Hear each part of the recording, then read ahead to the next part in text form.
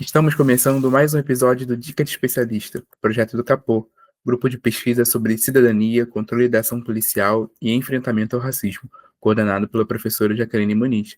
Temos o prazer de receber como especialista no episódio de hoje a professora Maria Glaucília Mota, doutora em Serviço Social pela PUC de São Paulo, professora emérita da Universidade Estadual do Ceará, coordenadora do Laboratório de Estudos e Pesquisas em Direitos Humanos, Cidadania e Ética, e também pesquisadora associada ao Laboratório de Estudos da Violência, o LEVE, da Universidade Federal do Ceará. Para darmos início à nossa conversa, conta pra gente, a partir da sua experiência, como construir políticas de segurança pública democráticas em contextos de alto índice de criminalidade e violência urbana, inclusive de agravamento do medo. Como não cair nas fórmulas fáceis de populismo penal, da repressão policial como um fim em si mesmo e da redução da segurança pública a uma lógica eleitoreira. Difícil, hein? Essa resposta é difícil. Mas veja só, eu acho que o governo, os governos, de modo geral, pós-redemocratização, eles tinham uma ideia de que, e eles começaram isso sim, né? Eu me lembro do Rio de Janeiro, eu me lembro de Minas Gerais, eu me lembro de Porto Alegre, e eu me lembro daqui do Ceará, da nossa história, né? Que eu acompanho há mais de 30 anos, né? Há mais de 30 anos que eu acompanho a política de segurança do Estado. E ela tem muitos rebatimentos da Polícia Nacional. Claro, não poderia não ter, né? Então, eu vejo assim que é muito fácil os governos, e eles sempre têm repetido isso, apresentarem fórmulas como se fossem fórmulas mágicas, fantásticas, quase como se fosse a invenção da roda, que iria solucionar a gravidade em que nós estamos diante dos altos índices de criminalidade, principalmente de homicídio, e da questão da organização, né, das facções criminosas, dos grupos criminosos que você viu, todo mundo viu nacionalmente, né, que hoje, né, eles simplesmente entraram nos setores econômicos. Aliás, eles entraram em toda a vida nacional. Não somos tolos, né? Nós sabemos que as instituições democráticas, né, e as instituições não democráticas, e para onde a gente olhar, quer dizer, a gente não pode ser ingênuo, né? A gente tem que desconfiar de certas facilidades. Mas sempre os governos, eu acredito, vamos dizer assim, eu vou acreditar na boa fé, na boa intenção desses governos pós-redemocratização. Eles sempre tinham essas fórmulas, não, vamos trabalhar, principalmente se agarraram ao modelo do policiamento comunitário. Mas aí, como é que se agarraram a esse policiamento comunitário? É como se ele fosse uma fórmula mágica, e ele não era uma fórmula mágica. E não era, e nunca foi, vamos dizer assim, nossas polícias nunca foram tão familiarizadas com esse modelo. Por quê? Porque tiveram vários governos de repressão, né? Principalmente os últimos governos de repressão, né? Foram governos que, pelo amor de Deus, quantos anos? Mais de 30 anos, vai fazer 40 anos, quanto tempo isso, né? Então, aí o modelo, porque as nossas polícias, como é que elas foram forjadas, como é que elas foram criadas, como elas foram inseridas na sociedade, na nossa sociedade patriarcal, patrimonialista, escravagista, né?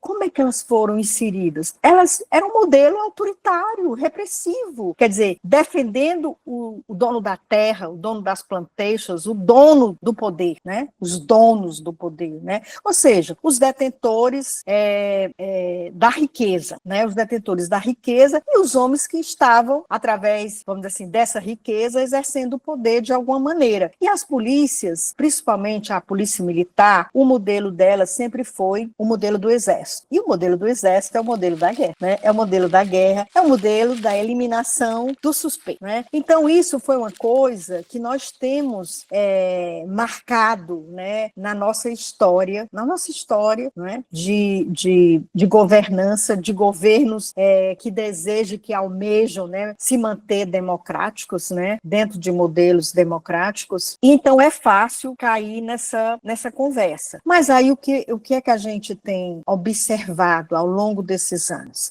É que essas promessas, né, vamos dizer assim, que casavam muito com a redemocratização do país, que era, vamos trabalhar um modelo de polícia mais preventivo, ou seja, um modelo de polícia que dialogue com a comunidade, um modelo de polícia comunitária. Quer dizer, e isso foi um sonho não só de governo pós-redemocratização, já existiam algumas coisas antes, até mesmo iniciativas, né, de comandantes e chefes de polícia que pensavam de maneira diferente, vamos dizer assim, não só repressão, não só ostensividade, né, mas também vamos prevenir o crime. E como é que a gente previne o crime? Aí também tem a outra sacada. Os governos, eles têm que conversar com a população. E aí eles têm que ouvir essa população. É uma população que está com medo? É uma população que se sente insegura? Né? É verdade. Mas e o que essa população quer, muitas vezes? Né? Que às vezes a gente fica apavorado com algumas propostas, né? Que a própria população, né, ela quer o caminho mais curto. E o caminho mais curto, muitas vezes, ou seja, ela quer ter segurança na rua dela, ela quer ter segurança na residência dela, no bairro dela, na cidade dela, no município. Então, isso é comum. Os comerciantes querem ter segurança para, vamos dizer assim, para o exercício do seu comércio, como as escolas querem ter segurança, os postos, todos nós queremos ter segurança. As universidades, quer dizer, que antes se pensava, né, um campus aberto a toda a população, hoje convive com o medo da insegurança, né?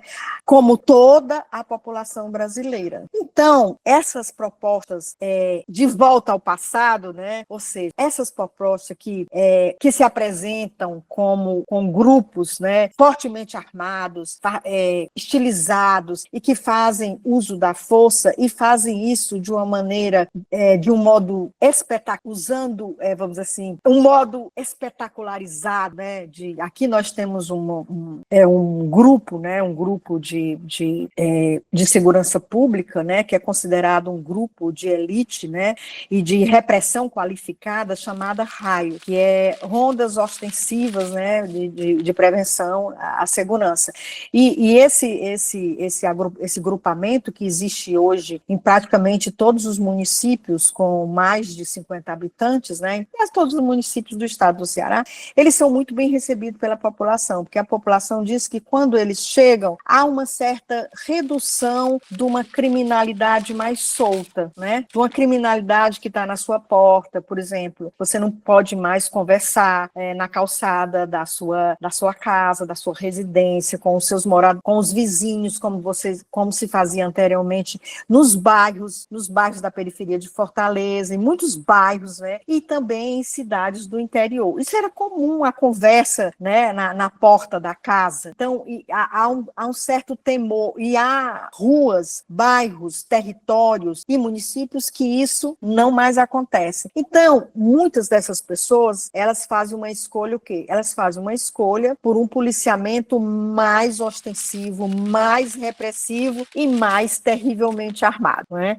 E que é como se vamos dizer assim, esse feitio de fazer segurança pública, de fazer polícia, né, ele garantisse uma certa segurança diante de tamanha insegurança e de tamanha violência que a população vivencia no dia de hoje. Então, eu te digo, não há uma fórmula, nós temos que tentar. E o bom da democracia é que a gente pode mudar não só os governos, mas os comandos e as chefias, né, e as instituições, e garantindo, né, o regime democrático, né, o respeito à Constituição, né, cabe a uma polícia proteger a sua população. Então, para proteger a sua população, ela tem que estar afiada aos ditames do regime democrático de direito, ou seja, ela tem que respeitar direitos. E a população, né, como tão bem dizia Hannah Arendt, ela tem direito a ter direitos. E é isso que garante os direitos humanos. Professora, nós temos visto um fenômeno de muitos municípios que estão armando suas guardas municipais. Quais são os desafios enfrentados na formação dos agentes de segurança, especialmente das guardas municipais, diante desse fenômeno onde elas estão se armando?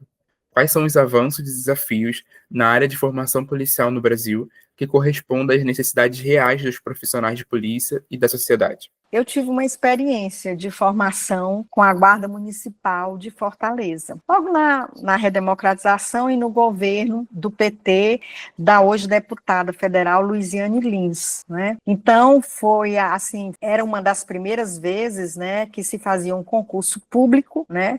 Vamos dizer assim, eu acho que houve outros concursos, mas esse concurso, ele tinha uma, vamos dizer assim, uma proposta democrática, né? E era um concurso que visava atividades da guarda de proteção à cidadania, né? Quer dizer, porque os direitos humanos não é só você defender direitos humanos, né? É você garantir que esses direitos, né? Não é só denunciar, é você também garantir e é também você promover esses direitos. Então, na época da formação, né? Que foi, nós somos convidada como professoras e pesquisadoras, grupos de pesquisa da universidade que estudava essa questão, né? E eu me lembro que nós fizemos um projeto, né? Essa formação, os recursos que vieram para essa formação, elas não foram recursos só do município, elas também foram recursos, se eu não me engano, vinculados ao Ministério da Justiça, né? Então a gente tinha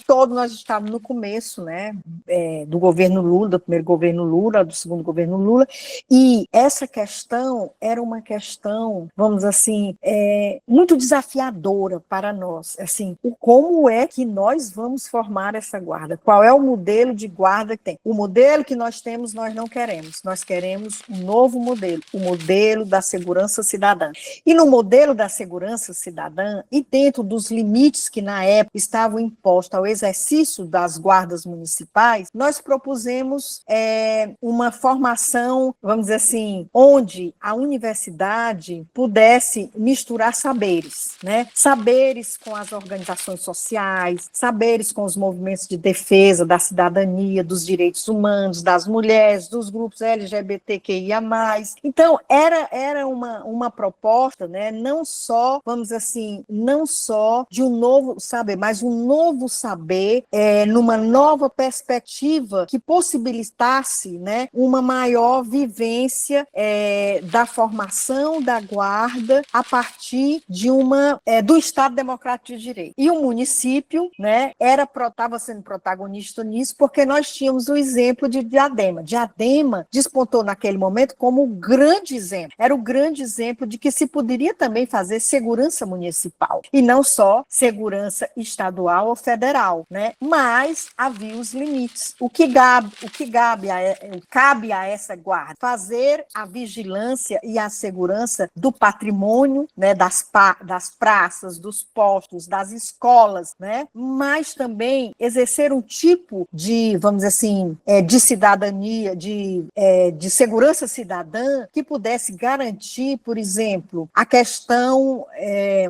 que já era da violência e da disseminação, né, do tráfico de droga nas escolas. Eram pequenos tráficos, naquele momento era quase como se era uma coisa ainda não tão violenta como é hoje, mas era uma coisa que estava começando, né, e que estava envolvendo a juventude, né? Então isso também era a proteção do cidadão que busca a saúde pública, do cidadão que busca a educação pública, do cidadão que está no trânsito, que está no dia a dia da rua. E a Guarda Municipal, a proposta era atuar integrada com as demais forças policiais do Estado, né? Como é que faria isso junto com a Polícia Militar, com a Polícia Civil, né? Quer dizer, é um exercício muito grande, vamos dizer assim, de proposta de integração, de diálogo, de conversa, das políticas, que as políticas públicas, elas não são simplesmente decretos cegos assinados. Elas têm que ser compartilhadas. E para fazer segurança pública, há que se ter objetivos compartilhados com as demais políticas públicas. Porque uma política pública municipal de segurança, ela não se faz sozinha, sem, vamos dizer assim, sem articulação com as demais políticas, tanto estaduais como federais. Então, nisso, como é que eram os professores que foram convidados para ministrar? Eram professores da universidade, mas eram também professores ligados à academia, né, de polícia militar, academia de polícia civil, e que alguns tinham, vamos dizer, desses professores, tinham uma concepção de cidadania, eu diria, mais alargada, né, e que havia uma possibilidade e que eles acreditavam que poderia haver uma articulação, uma integração com a Guarda Municipal para que isso acontecesse. Mas você sabe que o mundo não muda em 4 dias, né? Então, muita coisa, assim, foi uma iniciativa do poder público muito interessante e que contou com a participação da universidade. Até hoje mesmo, nós ainda somos lembrados, né, de vez em quando a gente é convidado pela Guarda Municipal para participar, inclusive do que eles estão discutindo hoje com relação à nova Guarda Municipal, né, que conseguiu alguns, vamos dizer assim, alguns direitos de exercer uma parte significativa da segurança pública e não ficar mais só aquela coisa como se fosse, não, eles são os guardiões do patrimônio público, né, eles cuidam das praças, o que eu já acho que é muita coisa, né, eles cuidam das praças, das ruas, né, então eu acho que foi um momento de, vamos assim, de botar o pé para fora, né, de começar a se articular com as demais políticas, porque política de segurança pública municipal, ela tem que conversar com as demais políticas públicas municipais, estaduais e federais. E eu acho que a Guarda Municipal, na época, era coordenada pelo doutor Arimar Rocha, ela foi muito feliz ao discutir certos temas e ao trazer para dentro da Guarda certos temas importantes, como essa questão da cidadania e dos direitos humanos, né? Porque uma coisa que a gente não pode esquecer é que as guardas municipais e civis, elas sempre foram formadas a partir do modelo de formação dos militares, né? Então, elas também passaram por esse modelo hierárquico disciplinar, né? Que era o modelo top da época, né? Quem vai instruir, né? As polícias militares? Quem vai instruir as polícias civis? Quem vai instruir as guardas civis e municipais? Então, havia um modelão, né? Então, eu acho que está havendo algumas rupturas, mas eu não acho que são grandes rupturas, eu acho também que são grandes retrocessos, muitas vezes, né? Professora, como podemos compreender as dinâmicas de adoecimento mental que atravessam o trabalho policial e a importância de abordarmos esse tema?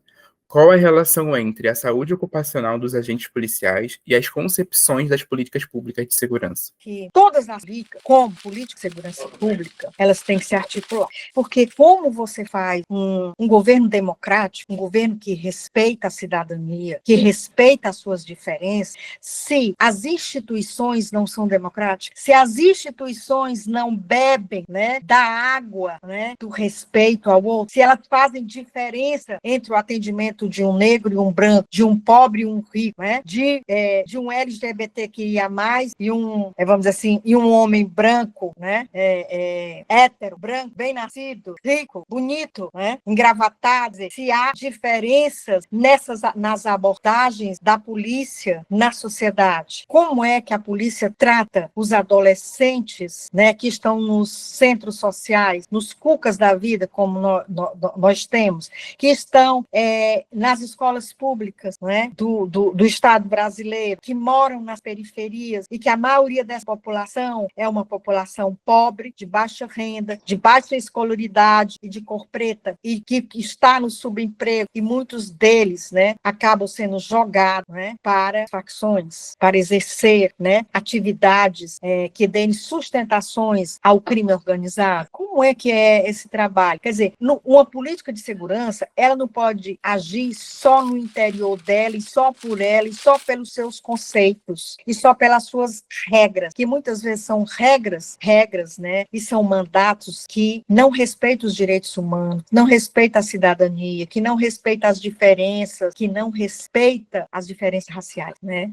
Então, é muito difícil. E eu acho que é o seguinte, o policial, ele não veio de mar, né? Ele veio do Estado brasileiro, das suas mais diferentes populações, né? E dos seus mais diferentes estratos sociais, das suas mais diferentes educações. Hoje nós estamos vendo, antigamente, né? O policial, quem era o policial que era recrutado para fazer polícia? Era o policial brigão, era muitas vezes, esse menino não, eu ouvi uma frase uma vez da minha família, esse menino não vai dar para nada, então vamos botar ele na polícia, né? Ou então, era um pessoa depois, foi para o, ensino primário, né? Até o ensino primário, ensino fundamental, ensino médio, né? Hoje, nós já vemos, por exemplo, quando, eu me lembro que nós fizemos uma pesquisa na época do governo Cid Gomes, que ele ficou 2 mandatos, né? E ele tinha um secretário maravilhoso, que era o doutor Roberto Monteiro, era um policial federal, era um homem culto e um homem que gostava de conversar com a universidade, não só com a universidade, né, mas com os mais diferentes grupos, mais diversos grupos. Era um homem que atendia a todos, a todas e a todos, né? Então, nessa época, a gente observou que a segurança ela começou a ter um trabalho mais diversificado e atento para a questão da formação. Mas acontece que a gente não pode esquecer, e eu acho que a gente acabou esquecendo, não só os estudiosos, mas os defensores mesmo, sabe? De que a educação ela é muito importante e ela não é uma coisa pontual. Você passou pelo banco da academia, se tornou policial e você nunca mais volta? Não é assim, não. Ela é continuada. E é só assim que nós temos um bom policial, ou seja, um policial, né, que é capaz de fazer leituras diferentes sobre a situação política do país, né, sobre a situação da economia, da violência, da criminalidade, ter uma visão articulada com outras ciências, quer dizer, não ficar só, vamos dizer assim, no dia a dia do enfrentamento policial, né, do prende, do isola, do solta, e aí vira uma coisa assim, como se desse um nó na cabeça desse policial, e muitas vezes causa sofrimento, adoecimento, e a saúde mental não vai muito boa. Então, a educação, ela é uma coisa que tem que ser continuada, e a educação policial, mais do que nunca, ela tem que beber de outro saber, de outras ciências, ela tem que conversar, ela tem que dialogar. Quer dizer, o policial não é mais só aquele homem fortão, pronto para briga, um brigão, não. Ele é um homem que tem que trabalhar com inteligência policial, né? E ele só vai fazer isso se ele tiver uma educação continuada. Você não separa a inteligência. Uma coisa é você ser um arquivo vivo. Você conhece todas as pessoas, vamos dizer assim, que cometeram determinados crimes nessa área, não sei o quê. Eu sou um arquivo, conheço tudo, sei de tudo, sim. Mas isso que você sabe, você está sendo benéfico para a sociedade? Esse teu saber, vamos dizer assim, ele está ajudando a sociedade a cometer menos criminalidade, menos injustiça. Então, são essas coisas que a gente tem que articular, né? E hoje também, eu acho que devido como no primeiro governo, no segundo governo, Lula, eles apostaram muito na educação e numa coisa fundamental, que foi a proximidade com as universidades, para fazer curso de formação, né? Formação continuada, de qualificação, de pós-graduação. Não à toa, né, a Universidade Federal Fluminense é um exemplo, né, da criação, né, de um curso de política de segurança, e que na época foi muito criticado. Quando eu comecei a estudar polícia, eu sempre fui muito ligada ao pessoal da esquerda, então tinha um deputado nosso amigo, né, que ele chegou para mim e disse assim: o que é que tu tá fazendo na polícia? Lá é lugar para vocês, não. Vamos para a universidade, vamos para outro lugar. Eu ainda não tinha ido para a universidade. Aí eu fiquei assim, eu disse assim, mas vem cá. Aí eu disse para ele, joguei para ele: você acha que a gente muda uma instituição de fora para dentro ou é de dentro para fora? Porque, para mim, você tem que mexer dentro da instituição. Se você não mexer, essas estruturas, elas não vão se mexer. Você tem que mexer por dentro. É bom que mexa por fora? Mas é bom que mexa por dentro e por fora. Ou seja, ela tem que ter uma, vamos dizer assim, uma consciência crítica, né? Uma consciência crítica, não deletéria, mas uma consciência crítica que faça a crítica do próprio agir, né, policial como política pública. O que eu posso mudar para melhorar, né, essa fama de mal, né? O que é que nós, né, de violadores de direitos? Porque a gente sabe também que os índices de criminalidade, de violência policial, são índices em alta, não são índices em baixa. Embora a gente saiba que os índices de homicídio e de adoecimento policial, como eu já te falei antes, né, e essa é uma questão muito importante, eles também estão em ascensão, né? A gente não pode dizer que a violência policial hoje é a mesma dos anos 60, dos anos da ditadura, não. É outro tipo de violência, mas ele perdura, ele ainda existe nas estruturas de poder das instituições brasileiras. A gente começou falando sobre as políticas públicas de segurança em sociedades democráticas. Eu queria te ouvir um pouco mais sobre o lugar dessas políticas em sociedades democráticas e como a segurança pública se articula com as políticas universais de acesso aos direitos sociais e também aos bens urbanos. Pesquisar a política de segurança pública parece que, assim, sempre esteve presente na minha vontade, ou seja, na minha curiosidade como pesquisadora, né? Logo, eu comecei a trabalhar na Polícia Civil, veja só, vou contar essa historinha para você. Eu fiz serviço social, então eu fui formada para ser uma assistente social, combativa, marxista, entendeu? Com todos, né? Com todos os vieses e os conceitos que me possibilitavam fazer vamos dizer assim, uma observação e um diagnóstico da sociedade, né? E aí eu já sabia que entre pobres e ricos, vamos dizer assim, lutas de classe, então tudo isso eu bebi dessa fonte. Mas eu também era muito curiosa com relação à filosofia, certo? E com relação ao direito. E aí eu fiz uma especialização em criminologia, com 24 para 25 anos, se eu não me engano, se eu não estou errada, eu passei num concurso público, eu acho que em 85, final da ditadura, começo da redemocratização do país. Então, o serviço público você não poderia mais entrar por porta de travessa, ou seja, você quer ser servidor público, você faz concurso público. E aí eu fiz concurso público, só que eu tinha estagiado na Secretaria de Saúde do Estado. E eu já estava toda empolgada com a saúde, né?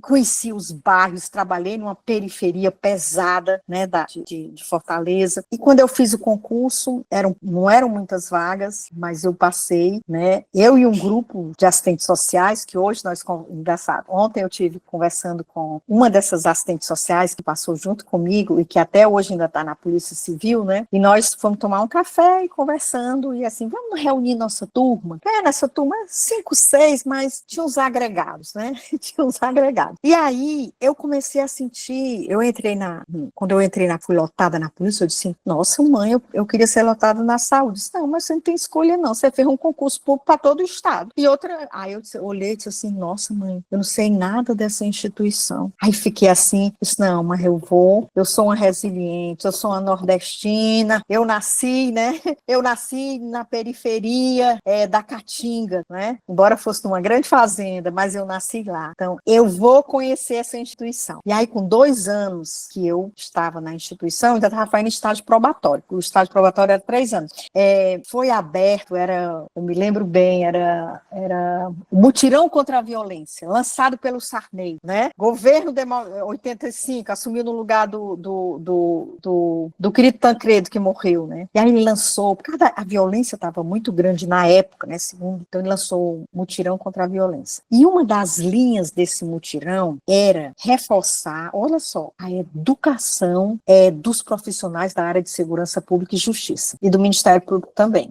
E aí, eram só 30 vagas, era o primeiro curso. E aí, eu acabei sendo indicada, né, porque a indicação era da secretária, mas não foi minha secretaria que me indicou, foi a Secretaria de Justiça que me indicou para fazer o curso. E eu fiz o curso, era uma parceria entre o Ministério da Justiça e a Universidade Federal do Estado. Eu também teve em outras universidades. Então, era um curso de 1 ano e era um curso sobre criminologia. E me interessava por demais. E eu era a única assistente social entre delegados e comandantes, e tinha uma colega também socióloga, né? Então foi aí que despertou esse interesse. Aí eu fiz uma monografia, né, sobre a criminalização da população marginalizada pela polícia. Aí quando eu me lembro tanto, o meu avaliador, né, da banca de TCC, aí ele disse assim, está muito bom o seu trabalho, agora o problema é que é tudo marxista, né? E fez um desafio para mim, disse, olha, você deveria fazer um projeto e apresentar ao mestrado em Sociologia. E aí eu me virei para ele e disse assim, era o professor Eduardo de Ataí Bezerra de Menezes. Aí eu disse, professor, você acha que eu tenho condições, eu, uma assistente social, e fazer Sociologia? Eu não me aceito lá não, professor. Aí ele disse assim, faça, e você tem que dar inicialmente o nome de um orientador, que é o orientador de curso, né, na época. Aí eu dei o nome dele, ele disse que eu desse o nome dele. Pois não é que eu passei? Pois é, aí eu passei, o secretário de segurança me concedeu 2 anos afastado para fazer o curso. Quando eu voltei, os 2 anos eu voltei. E eu fiz uma pesquisa eu fiz uma etnografia sobre o atendimento policial nas distritais de Fortaleza. Então foi vamos dizer assim, a minha entrada na Polícia Civil não foi pelo concurso, né, na segurança pública, foi pela pesquisa que eu realizei. Porque aí depois disso, entendeu, eu segui uma carreira que a pessoa diz, você gosta da polícia? Não é não gostar. Eu sou fascinada para conhecer essa instituição, para entender os seus senãos ou seus sims. Eu gostaria de saber, de compreender. Então, isso sempre me guiou, né? Então, até hoje eu faço pesquisa nessa área. E hoje eu estou pesquisando sobre adoecimento policial, né? Por quê? Porque é uma questão real. O dia a dia da polícia é adoecedor. E esse adoecimento, ele não atinge só aos policiais, ele atinge a população de modo geral, ele atinge a família do policial. Então, isso tem que preocupar, sim, a gestores e governos, porque se você tem uma polícia sadia, né, e que consegue operar o seu saber com outras políticas públicas, né, eu acho que nós temos grandes chances, e nós vimos isso semana passada, na articulação entre as várias instituições policiais, como é possível, né, vencer, né, um crime tão poderoso, porque eu conheço a história do PCC, né, sem dar um tiro, sem cometer nenhuma violência. Então eu digo, é essa polícia que eu defendo, essa polícia que respeita os direitos humanos, que garante a cidadania e que protege o cidadão, seja ele quem for, até mesmo um bandido, porque bandido também tem direitos humanos, certo? Professora, para a gente fechar nossa conversa de hoje, quais dicas você daria para quem quer pesquisar sobre políticas públicas de segurança, violências, formação dos agentes, o que não pode faltar? Às vezes eu discordei de um grande amigo que é um grande pesquisador, é um historiador, né? Então, ele me dizia assim, a defesa dele, a gente tem que pesquisar, é aquilo que a gente não conhece. Aí eu peguei e disse assim, em absoluto, a gente tem que pesquisar, é aquilo que a gente pensa que não conhece, tá? E que na realidade a gente conhece. Porque, veja só, quando você vai fazer uma pesquisa, quer você queira ou não, você tem que se articular com, vamos dizer assim, uma vez eu morri de rir, não é com, vamos dizer assim, não é com pessoas que você dialoga e ou seja, ou estão próximos de uma determinada profissão, ou de uma determinada instituição, e com as quais você pode, que eu chamo de interlocutor privilegiado, certo? Então, e outra coisa, se você precisa estar apaixonado pelo que, não é apaixonado pela instituição polícia ou pela instituição polícia, mas você tem que estar apaixonado pelo conhecimento, né? O que é que conhecer essa instituição pode me proporcionar, não só a mim, mas ao conhecimento da sociedade para, vamos dizer assim, para melhor reparar, corrigir essa instituição para que ela, né, garanta, né, vamos dizer assim, garanta de certa maneira a atividade para a qual ela foi incumbida. crítica, né? Como é que... Porque eu acho o seguinte, sem crítica ninguém prospera. Se você só faz elogios, tece elogios, ama de tudo, mas a crítica, ela é altamente construtiva. Quando ela te ajuda a repensar certas coisas, se grande parte da população está dizendo que está errado, ou então se grande parte dos pesquisadores, vamos dizer assim, dos produtores, conhecimento, da população em geral, está achando que não está correta, então alguma coisa tem que ser repensada, alguma coisa tem que ser discutida. E os policiais não podem ser aqueles, como alguns outros profissionais, que sabem de tudo. Você não sabe de nada. Então, o que é que você quer se metendo? Eu ouvi isso. Eu fui convidada no governo do estado para participar de uma comissão de segurança pública, para discutir a política, né? Para ver como é que a gente poderia pontuar, apontar, discutir alguma coisa com o governo para o próximo governo. Só para concluir. E aí, nessa reunião, tinham vários profissionais, né? Tinham da Polícia Civil, da Polícia Militar, tinham advogados, tinham defensores de direitos humanos, e tinha eu e mais outros que estudavam, né? E escreviam, e como eles diziam, falavam mal da polícia, né? E tinha os que falavam mal da polícia, que éramos nós, né? Segundo alguns. Aí, então, assim, ele tinha sido um comandante, né, da Polícia Militar, disse assim, que é que essa... Aí perguntou assim, olha, quem tem que falar sobre polícia, quem tem que dizer sobre polícia, é quem trabalha com a polícia. Aí eu fiz assim, né? Com licença, eu trabalhei durante 10 anos na Polícia Civil, isso vale? Então, assim, foi desconcertante, que o pessoal riu e acabou quebrando o gelo, e a gente acabou, né, sendo uma equipe, assim, para discutir, viu que todo mundo tinha a dizer sobre a política de segurança pública no próximo governo, que era um governo democrático. Eu gosto muito, eu fiz uma etnografia, né, mas eu fiz também, eu gosto de trabalhar, como é que a gente chama hoje, com vários instrumentais de coleta de dados, só a entrevista. A entrevista, eu acho a entrevista até pobre, sabe? Embora a gente ainda use. A entrevista não é só o grupo focal, né? É você ouvir mais do que você fala. É simplesmente você observar o cotidiano da atividade policial. Onde é que você pode fazer isso? Onde pode ser permitido você fazer essa observação? Em qualquer espaço da polícia, até mesmo na rua. Mas aí, né, pelo Código de Ética, nós temos que ter a permissão, não é? Por exemplo, nós estamos fazendo uma pesquisa que é muito séria, que é sobre a saúde mental. A gente teve que submeter o nosso projeto ao Comitê de Ética da Universidade. Ou seja, nós trabalhamos com seres humanos. Nós temos, embora nós trabalhemos também com políticas públicas, mas nós temos que ter respeito a esse ser humano. Ele não é um objeto, né? Ele é um ser humano, ele é uma pessoa, né? Tem problemas como todos nós, né? E que se nós estamos querendo pesquisar, né, política pública, que ele é o profissional que exerce essa política pública, então a gente tem que pedir licença, né?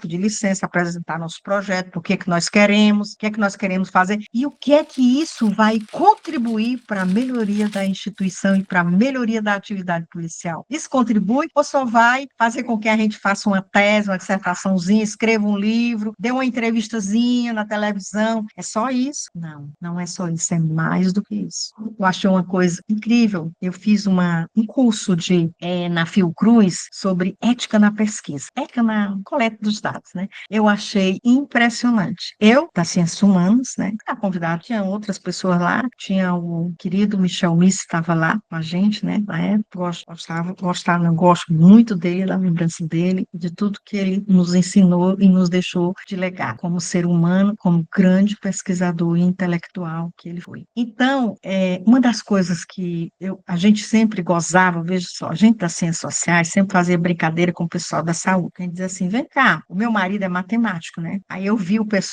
os papers do pessoal da química. Aí era assim, era uma pessoa e bem umas 10 ou 12. Eu assim, gente, pelo amor de Deus, esse paper só tem 4 páginas. Aí o meu marido disse assim, não, que é a minha dissertação de doutorado sobre, não sei o que, espaciais, matemática, não sei o que, foram 6 páginas. Que outra coisa. Aí sempre eu observava que eram muitos autores.